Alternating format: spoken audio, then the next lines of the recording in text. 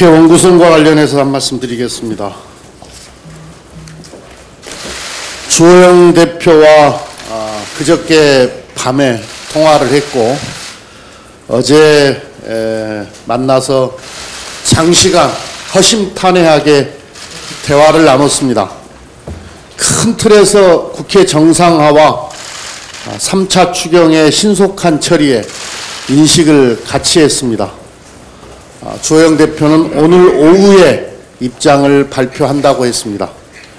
오늘 미래통합당이 오로지 국민을 위해 현명한 결정을 내려주기를 기대합니다. 6월 국회에서 3차 추경안은 반드시 통과되어야 합니다.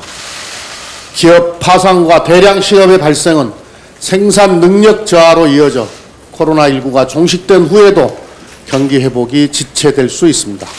그래서 유동성 공급과 고용 안정을 위한 적극적인 재정 정책으로 경제 시스템을 보호해야 합니다.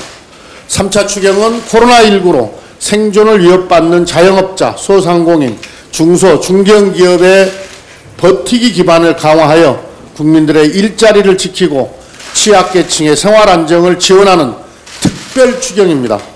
500만 명의 국민이 3차 추경의 긴급 지원을 애타게 기다리고 있습니다.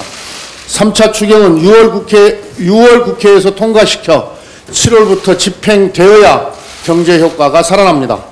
미래통합당이 시간 끌기와 발목 잡기 할 대상이 결코 아닙니다. 3차 추경의 신속한 통과는 국민의 명령이고 국민과의 약속입니다. 민주당은 3차 민생 추경이 제때 통과될 수 있도록 모든 당력을 집중해서 책임 여당의 역할을 완수할 것입니다. 비상시국에서 민주당이 책임있게 행동하지 않으면 경제가 흔들리고 국민의 삶이 더 어려워집니다. 민주당은 잘못된 관행과 발목 잡기에 굴복해서 과거의 낡은 정치로 후퇴하지 않겠습니다. 어떤 진통과 희생이 따르더라도 국민을 위해 일하는 국회의 새로운 문화를 만들어 가겠습니다. 존 볼턴 회고록 관련해서 한 말씀 드리겠습니다. 존 볼턴의 헛소리에도 문재인 대통령의 한반도 평화 번영을 향한 각고의 노력은 감출 수 없습니다. 정치적 목적을 가지고 출간된 볼턴의 회고록이 의도된 왜곡에도 불구하고 문재인 대통령이 미국과 북한 사이의 중재를 위해 얼마나 끈질기게 노력했는지 엿볼 수 있습니다. 네오콘의 농간과 일본의 방해로 분단 70년을 종식하고 한반도 통일의 역사적 전환을 이룰 천재 일우의 기회가 사라져버렸다는 통한의 진실을 마주하게 된 것이 너무나 안타깝습니다. 존 볼턴 스스로 누가 한반도 평화를 위해 눈물겹도록 애쓰는지, 누가 한반도 통일을 반대하고 회방하는지 실토하고 있습니다. 그런데도 야당과 일부 언론은 볼턴의 일부 주장을 각색해서 한반도 평화 프로세스를 폄훼하고 비판하고 있습니다. 야당과 일부 언론의 정부 비판은 사실에도 부합하지 않고 도리어 네오콘과 일본의 주장과 한 통속입니다.